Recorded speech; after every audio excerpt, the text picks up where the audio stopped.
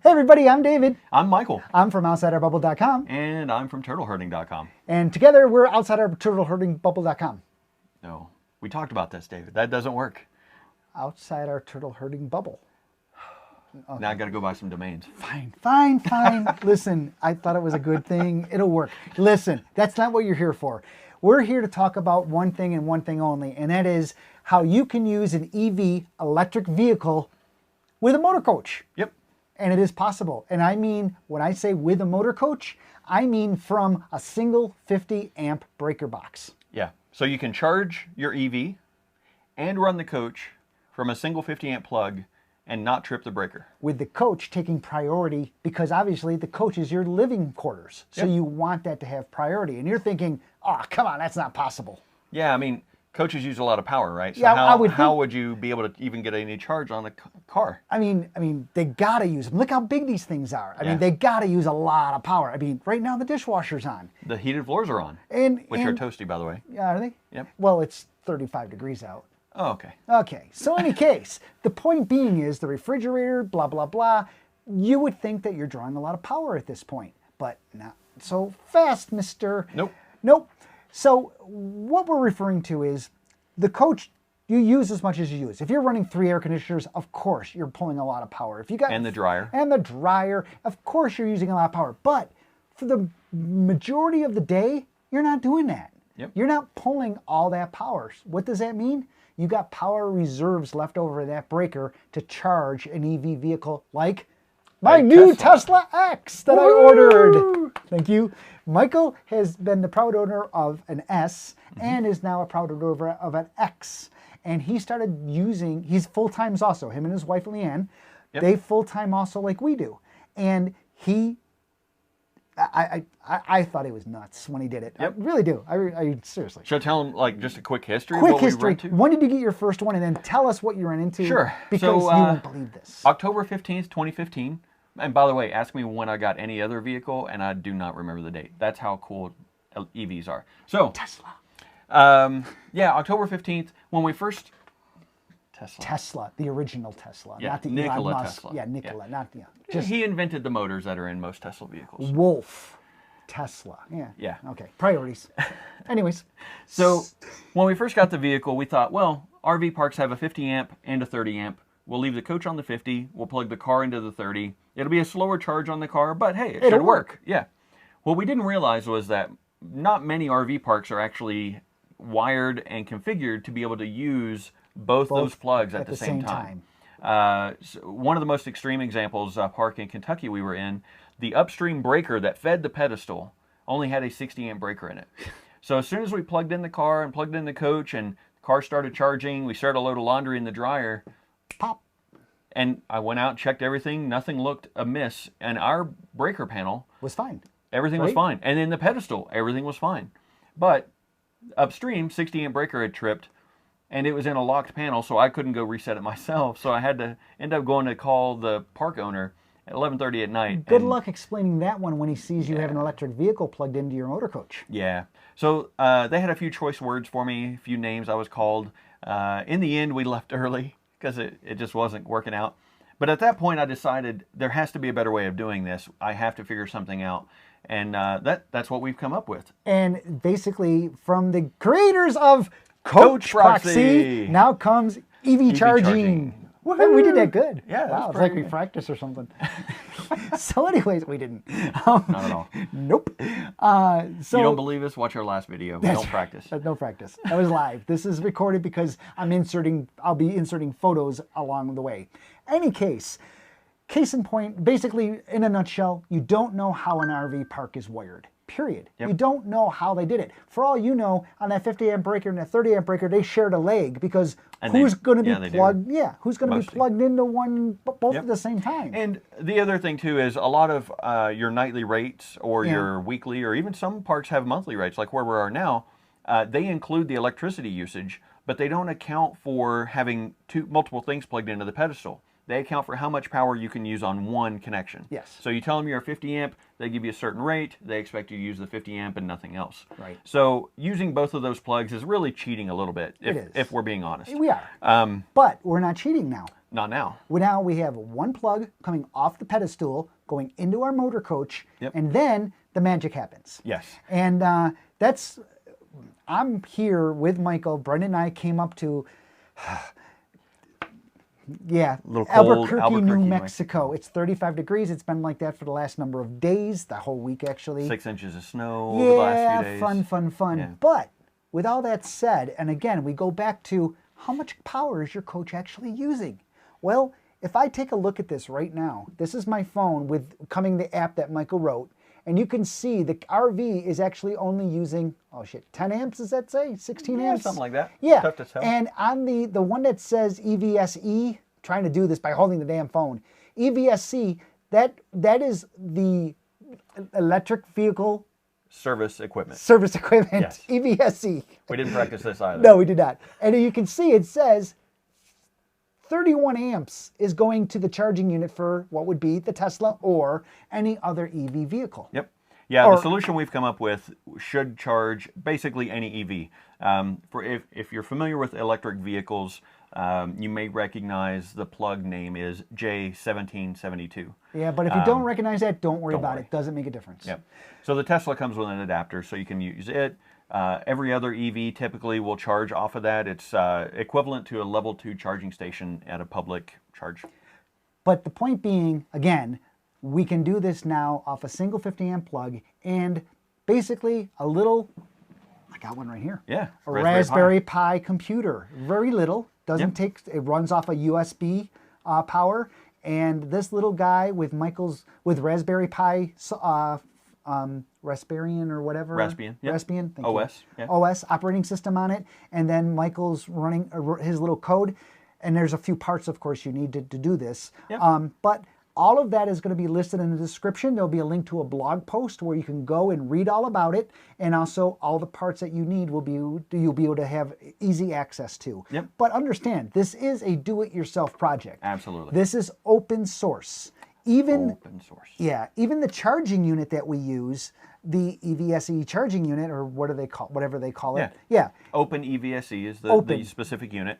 It's open source, not only software, but also the hardware. I mean, all if you the were blueprints.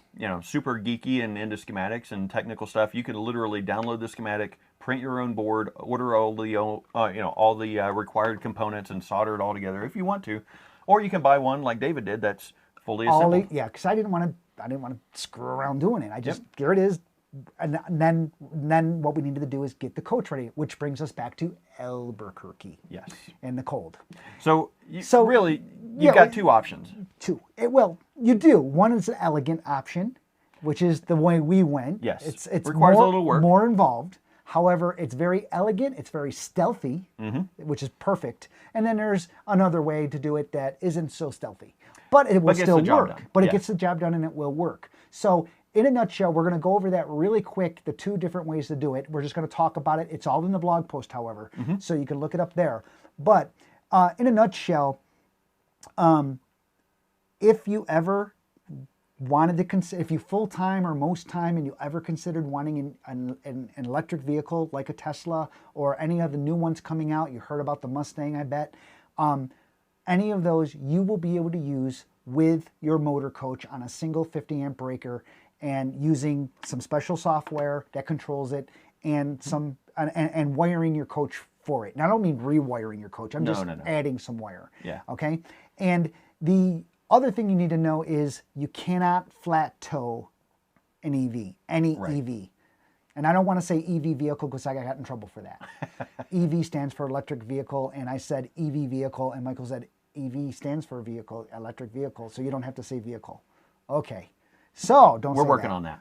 He's fixing that. But anyways, you can't flat tow one. Okay. There are no flat towable versions, which means you either have to trailer it Well, you have to trailer it. You can't even dolly it. Or drive it behind. I mean, if your wife wants to drive it behind the That's motor coach true. or whoever, your partner, that's fine. And so basically, you have to use a trailer, either an enclosed trailer or a flatbed trailer. I opted for an open trailer, an Aluma tilt trailer. So basically, I pull a release, the trailer tips, I roll the X up on it, it automatically lowers, locks into place. I tie the car down, and we're off. Michael opted for an enclosed trailer, and the reason he did that is because... It's an extra workspace for me when I'm parked. And so then he's not alone in that. People use trailers as extra workspaces all the time. Yep. So nice 24-foot aluminum car hauler. Great workspace. Yes. So it's, again, you can't flat tow. So that's important to know. However, if you're okay with that and you don't mind pulling a trailer, and you guys know, if you've followed us long enough, Brenda and I, we've always talked about flat towing is the way to go. And it is. It really is the simplest form of transporting your vehicle with a motor coach. Then you don't have to deal with a trailer and what to do with it afterwards. Or dolly or any of that junk. Correct. However, our lifestyle, as life does come into play, has changed. And so we don't travel as much as we do. We go to the same locations, and our locations that we go to currently, we have a place to put a trailer, no questions asked. So it's not so much of a concern for us anymore. And now our lifestyle is changing, and we're able to do something we want to do, and that is get a Tesla Model X. After seeing his Model X, I got in it, and I felt shuttlecraft, Star Trek, woo, gotta have one. It really is. It's futuristic. It's really, this is not a talk about Tesla. This is a talk about how you can do it on the road. So with that said, there are a few things you need to know. Yep. So you'll need one of these, the Raspberry Pi. And you'll need a home energy monitor. Basically, a home energy monitor is something that you clamp, has 2 amp meters that clamp onto leg 1 and leg 2, so it can read the amperage on both of those legs simultaneously. And that data is then used to his software that Zip, cut that. Cut. We're not going to cut it. That's the fun part. So, in any case, it tells the charging unit. Yeah, it tells the charging unit what it's allowed to use. We picked the open... Sorry. We picked the Open EVSE because not only is it open source hardware and software, but it actually talks over Wi-Fi, and it uses a protocol called MQTT. Now, David never heard of this. It's actually the underpinnings of Coach Proxy. It helps Coach Proxy be as responsive as it is. It's used in a lot of projects, and what it allows is that a client like the Open EVSE unit can subscribe to a topic published by the Raspberry Pi. And it's a message board. Yeah, it's just a quick message. It's a real-time messaging. It's a real-time messaging application that reads in, and it reads and something gets an answer and writes back or whatever. It just reads. And in this specific instance, the information being exchanged is how much current is available. And once the EVSE receives that message, it sends the signal through the charge cable to the car, and the car adjusts how much it's using. And right now, it's telling me that 35 amps can go to the EVSE. Yep. The coach is only and the using coach is 5 using amps. 5 amps. Note that right there. Please note that, okay? The coach is only using 5 amps currently. This is real time, guys. See, it just changed to 6. This is real time. This is not a lie. So, and it's 37 degrees out, or excuse me, 35 degrees out, wrong one. 35 degrees outside right now. Heated floors on, dishwashers on, refrigerators running. Aqua-Hot heat just kicked on in the back. Aqua-Hot just kicked on, which should affect this too. But anyways, actually, refrigerator's off right now. But the point being is the coach doesn't use as much power as you think. So you can charge an electric vehicle. Yeah. And not only that, it is showing on here the dishwasher's done. That's actually a TPMS. It's showing you on here, if I can get it to work again, I'm sorry. Screen dimmed. Duh. Hello, my name is David. It actually shows you down there how much miles per hour it's recharging at. So currently, 17 miles per hour is being added back into the vehicle at a 26 amp rate. And it just changed. You can see now it says 17.8 and what have you. Michael's going to go fix that little beeping in the background. But in any case, so this is real time. But you have to be able to get that communication, and we use parts to do that. But then you also have a way to hook it up. And that is 50 amp cabling. Yeah, so how do you get 250 amp outlets out of a single outlet? Well, the elegant way, elegant but more involved, is David and I both on the output of our transfer switches, we put a separate breaker box. Hey, Michael, insert photo here. Ding! Or there. Or there. It's over our face or something. It's somewhere. Okay. So, in this panel, we bring the output of the transfer switch, and it goes into input lugs, and then we have two 50-amp breakers, one that goes out to feed the coach, and one that goes out to feed the EVSE. Never can be safer. Yep. You got to be nothing wrong with being safe, and you can always cut that power if you needed to, or what have you. Yep. You got a breaker available both for the car and for the entire coach. You could technically get a 50-amp disconnector instead of the breaker and put that in if you wanted to. You can do that. But the breakers are much easier to find, and they're cheap enough. I think a 50-amp breaker was maybe $15. So. And the install looks nice. Yeah. At least in our particular case, how we were able to do our coaches, it works out. The photos you're seeing are from my particular coach. Yep. And so from there, we ran extra 6.3 Romex through our coaches to the front generator bay, which is where our cars are typically parked to the front of the coach. Usually 90% of the time, my car is parked out in front. Yep.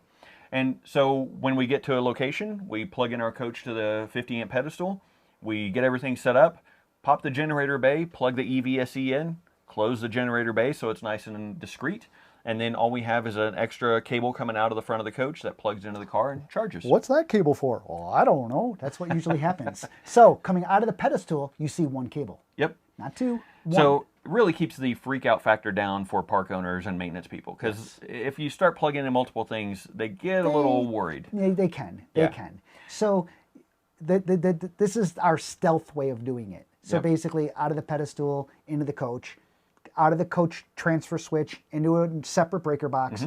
Breaker 1 feeds the coach. Breaker 2 feeds the EV charging unit, which feeds the car.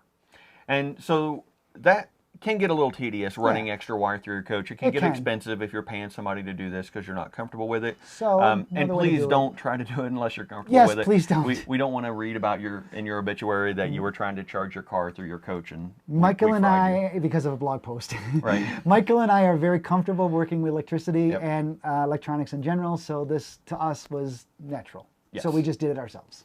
So there is another way. Yeah, if you don't want it that expensive, if you don't want that hassle of running through your coach, there is another less conspicuous or less inconspicuous way. More conspicuous. More conspicuous. Yes. It shows it, So these are available online through your normal getting spots, Amazon, for example. You can buy a 50-amp to 250-amp splitter. And it's not UL listed, but neither is the Camco plug you'd replace on the end of your 50-amp cord. So, however you feel about that. I used one of those for, probably a year before I went to the version where I put it in the coach. To be more stealthy. Yep. Because you got looks. Oh, yeah, definitely got looks. Yeah, people kind of get weird if you have a 50-amp pigtail split out. And then two 50-amp cables. Yeah, two 50-amp cables, one in the coach, one in the car. They really start to wonder what you're doing. And then, too, the other part of that is, inevitably, you will find weak breakers as you go across the country. Yeah. In the last year and a half, 2 years, I've easily had to have 5 50-amp breakers replaced at the pedestal. And it's not because I burnt them up. Because no. They trip immediately, basically, when I plug into them and I start pulling 40 amps. Which, by the way, we should mention, 50-amp breakers are only rated for 50 amps if it's short duration usage. Yeah. If it's continuous usage, they're rated for 80% of that capacity. We're getting more techie than we need to for most of you out there, but understand just the simple fact that RV breakers, all 50-amp breakers are rated for 40 with a 50-amp overload, 10 amps spare for peak. Now, with that being said, the reason he was tripping so many breakers in RV parks is because, understand, unlike your house breakers that are in your home or even your motor coach you don't pop breakers in your motor coach for the most part. Yep. And you don't shuffle them around, you don't jiggle them or trip them. So, for example, in your home, you're not always resetting breakers at your house if you have a sticks and bricks house. But in any case, out here, these breakers are being tripped all the time. New RV comes in, you pop the breaker on. When you leave, you pop it off. So it's constantly being used, which weakens the breaker. Yep. So breakers work by heat. And the weaker they are, the contacts aren't as tight, and they build heat. Because they're not as tight, they end up building more heat. And in turn, the more energy you're using, the more heat build up, and pop. Trip the breaker. Yeah. Yep. So we're actually doing the park owners a service. Yeah. That's the way we look at it. That's the way we look at it. We're finding weak breakers. We are breakers. weak breaker detectors. We are. We are helping and you can too. Well, the park owners, see, you have to understand, they may say, well, geez, you got your electric car plugged in. Well, wait, we can show you in the app, again, it's not an app, it's a program, but it looks like an app on a phone. We can actually show the energy usage, and we can show that we're not going above that 40 amps because we have a cutoff. And we can actually show, look, it's not us that's doing it. It's just a weak breaker. It's tripping before it should. And here's the proof. Yeah, and here's the proof. And it's showable, something you can show. So it's really cool. Yep. So in a nutshell, guys, if you ever dreamed of owning an electric vehicle for whatever reason, understand, these are diesel pushers. We do burn carbon fuel. Yes. But we really, let's face it, we got the Tesla because it's a cool fun car. It is absolutely. fun car. Yeah. And I finally was able to do it because of this man and because of the code, because I now feel comfortable being able to charge it. What do they call it? There's a word for it, about being worried about the... Oh, range anxiety? Range anxiety, not being able to go far enough. Yeah. Perfect example, we were in Burleson, Texas. Michael's wife, her hand had to have surgery on her hand. We were in Burleson. The hospital that she had to go to was in Plano. Michael would commute back and forth from Burleson to Plano each day, but when he plugged in his car at nighttime, by the morning it was still fully charged. Yep. So even with all that power usage that I was doing for that trip, and then... About how many miles was that? It almost used your battery. It was like 290 miles, I think, round trip? A little less than that. I had a little bit left over, so probably 200, 215.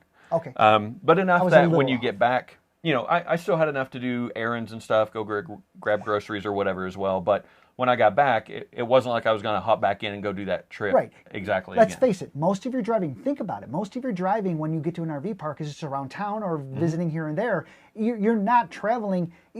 It's got just using numbers. The X has just using plain numbers, 300-mile range. Okay. Yep.